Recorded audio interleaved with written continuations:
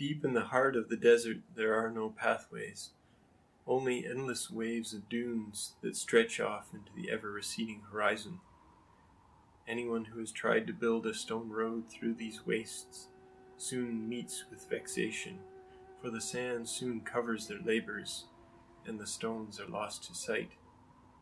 Perhaps in 1,000 years a giant sandstorm may come and reveal these partially finished passageways again, causing amazement to those who pass here. But in the meantime they remain as buried and as useless as shards of ancient pottery. So it is with any who venture forth into these burning lands without first sufficiently mastering the art of sand navigation. For without it they too soon encounter, as these stones, a similar fate.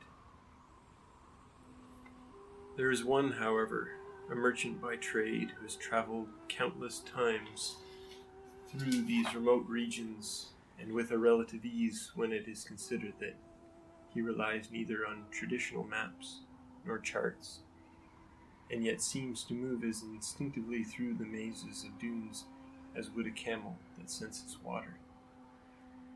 However, he does not rely on the stars above to show him the way, for nights in the desert are cold and he prefers to take his rest then. Nor does he rely on the sun, which some say is the best natural compass of all, for the sun can be blocked out by a windstorm. Nor does he employ man-made devices which may easily become lost. And yet he guides his mount over the rolling sands with the same grace as a wise sailor guides his ship upon the ocean. In order to make his surveillance, he must first drink in the full sight of the desert, and so makes his way to a place high above the desolate plateau where he may sit for hours contemplating the horizon. It is said he can take in the whole landscape at a glance, though it is not the whole but the particular that interests him, for it is in the particular that reality is found, and here even the slightest inattention to reality has led to the despair of many men. Long ago he learned not to be deceived by the desert's illusions, where whole ranges of hills can disappear from view, only to turn up days later somewhere else entirely. If one were foolish enough to follow these signs, one would be led in endless circles and would soon die, and so he does not consult these misleading charts. Rather, it is the very breath of the wind he observes, and the movement of the living sand. For look, if you will, upon its various patterns, caused by the channels of hotly exhaled air, as it moves like a smoothing hand over the drifts. There, tiny wavelets wash up at the base of the dunes, just like the seams at the hem of a garment, and in like manner move in one single direction. For just as the sailor knows which currents to follow, so too can the merchant see what is invisible to others, and it is only then that the shining path opens before him and stretches itself out as clearly and as solidly as the eternal roads of Rome. Of course, there are times when this method alone is not sufficient, as some days the wind blows in many directions at once.